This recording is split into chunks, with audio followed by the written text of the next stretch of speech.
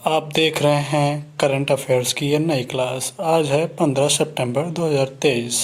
आज हम देखेंगे मुख्य आजकल के नज़दीक में आसपास सबसे करंट की न्यूज।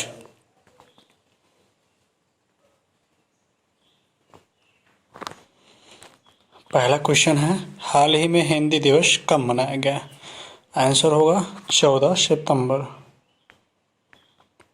14 सितंबर के नीचे आजकल हम और भी क्वेश्चंस देखेंगे, जैसे कि एक सेकंड। और नया क्वेश्चन है, विश्व में नारियल दिवस कब मनाया गया? 2 सितंबर। और विश्व के नारियल दिवस में भारत का सबसे अहम योगदान है, जिसका हमारे राज्य में पहला देश है केरल। जैसा आपको पता ही होगा, केरल हमारे पास नया राज्य सबसे बेस्ट है, ठीक। और 5 सितंबर को अंतर्राष्ट्रीय चैरिटी दिवस मनाया गया। और 7 सितंबर अंतर्राष्ट्रीय पुलिस सहयोग दिवस। 8 सितंबर फिजियोथेरेपी दिवस, अंतर्राष्ट्रीय साक्षरता दिवस। 9 सितंबर शिक्षा को हमले से बचाने के लिए अंतर्राष्ट्रीय विश्व प्राथमिक चिकित्सा दिवस हिमालय दिवस मनाया गया। 10 सितंबर हाल ही में भारत ने किस देश नेक्स्ट क्वेश्चन है, हाल ही में भारत ने किस देश सौर ऊर्जा आयात में 76% तक की कटौती की है? आंसर होगा आपका चीन। आपको बता दें, चीन ने बच्चों के स्मार्टफोन के उपयोग के 2 घंटे तक सीमित करने की योजना बनाई है। चीन ने 16 मेगावाट की क्षमता वाली दुनिया की सबसे बड़ी पवन टरबाइन को सक्रिय किया है। ISSF जूनियर विश्व चैंपियनशिप में 2023 में चीन शीर्ष स्थान पर रहा। पैन गोंग सिंह चीन के केंद्रीय बैंक के नए गवर्नर बने हैं। आगे चलते हैं। हाल ही में किस राज्य के राज्यपाल ने सरपंच संवाद मोबाइल ऐप का अनावरण किया है? आंसर होगा असम। और इसके हम कुछ महत्वपूर्ण क्वेश्चन देख लेते हैं। पेप्सी को असम में नया संयंत्र स्थापित करने के लिए 778 करोड़ रुपए का निवेश करेगी। और आगे चढ़ें तो असम सरकार बहुविवाह पर प्रतिबंध लगाने के लिए राज्य विधानसभा में विधेयक पेश करेगी। और आगे बढ़ेंगे तो असम के चोकुआ चावल को GI टैग मिला, ये अभी हाल ही में मिला है। इसको हम लोग याद रखेंगे, ये वेरी इंपॉर्टेंट है, इसको याद रखेंगे हम। और आगे बढ़ते हैं,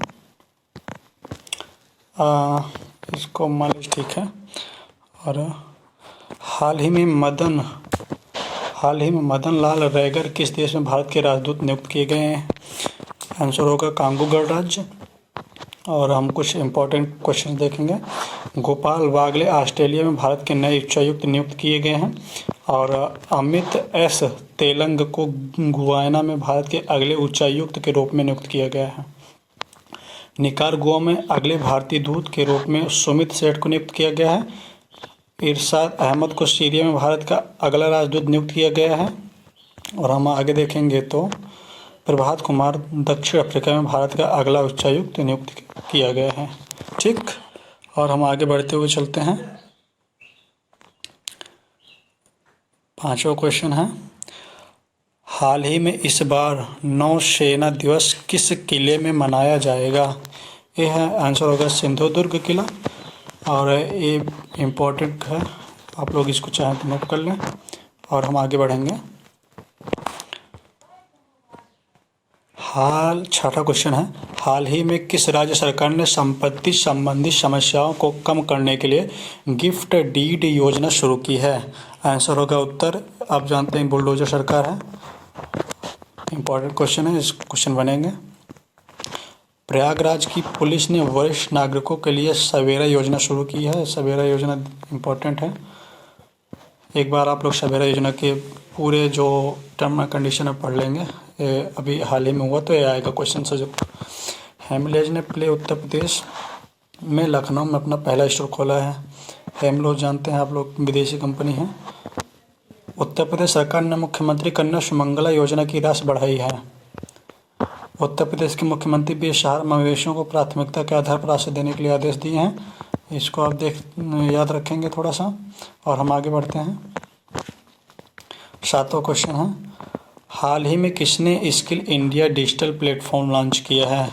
तो आंसर होगा धर्मेंद्र प्रधान।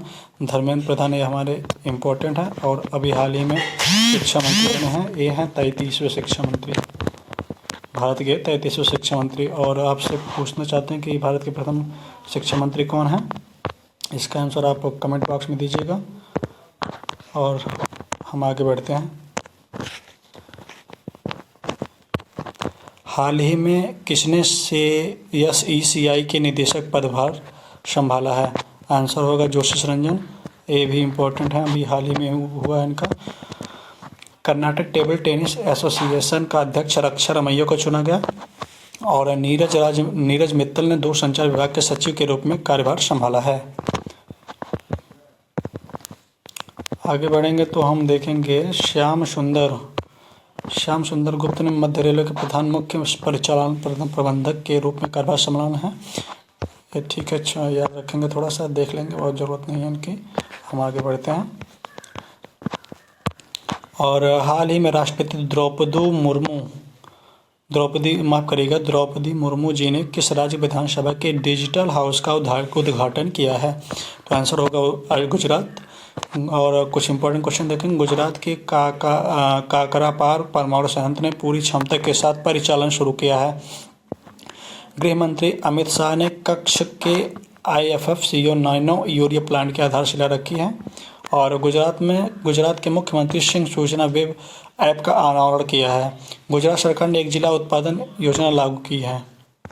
और हम आगे बढ़ेंगे, देखेंगे 10वां क्वेश्चन क्या है। हाल ही में किसने अपनी पहली पुस्तक the autobiography of the God जारी की है? आंसर होगा लीना कुमार। और कुछ इंपॉर्टेंट क्वेश्चंस देखेंगे। राधिका अयंगर द्वारा लिखी गई पुस्तक फायर ऑन द गैंज का विमोचन किया गया है। और अमृत माथुर ने अपनी आत्मकथा pitch side my life in Indian cricket लिखी है। आगे बढ़ेंगे हम और देखते हैं 11वां क्वेश्चन। हाल ही में वित्तीय समावेशन के लिए वैश्विक भागीदारी बैठक कहाँ हुई? ये इम्पोर्टेंट क्वेश्चन है, इसको आप डबल स्टार कर लेंगे। और इसका आंसर होगा मुंबई, हमारी जानते हैं आर्थिक राजधानी, इम्पोर्टेंट है। और आगे बढ़ेंगे। मैकडॉनल्ड्स ने भारत के पहले एयरपोर्ट ड्राइव थ्रू रेस्तरां का अनावरण किया है। भारत का पहला सौंदर्य और जीवन शैली महोत्सव नायकालैंड मुंबई में शुरू हुआ है। आगे बढ़ेंगे हम और 12वां क्वेश्चन देखेंगे। हाल ही में किस राज्य सरकार ने अभिनेत्री मीता वशिष्ठ को मनोरंजन नीति परिषद का अध्यक्ष चुना है? तो आंसर होगा हरियाणा। हरियाणा के नए DGP के रूप में शत्रुजीत कपूर ने कार्यभार संभाला है। हरियाणा सरकार ने विधुर अविवाहित लोगों के लिए मासिक पेंशन योजना की शुरुआत की है। हरियाणा ने 6ठी युवा महिला राष्ट्रीय चैंपियनशिप जीती है। और हम आगे बढ़ेंगे तो इसमें देखेंगे हरियाणा में भारत की पहली हाइड्रोजन संचालित ट्रेन चलेगी। ये इम्पोर्टेंट क्वेश्चन है, इसको डबल स्टार कर लेंगे आप। और भारतीय रेलवे ने हरियाणा में 100% रेल विद्युतीकरण हासिल कर लिया है, ये तो ठीक है, लेकिन आप इसको ध्यान रखेंगे कि स्टार्टअप में G20 शिखर सम्मेलन गुरुग्राम में हुआ था और हरियाणा 6ठी युवा महिला राष्ट्रीय चैंपियनशिप, ये भी ध्यान रखेंगे। ठीक, आगे बढ़ते हैं हम और हम 13वां क्वेश्चन देखेंगे।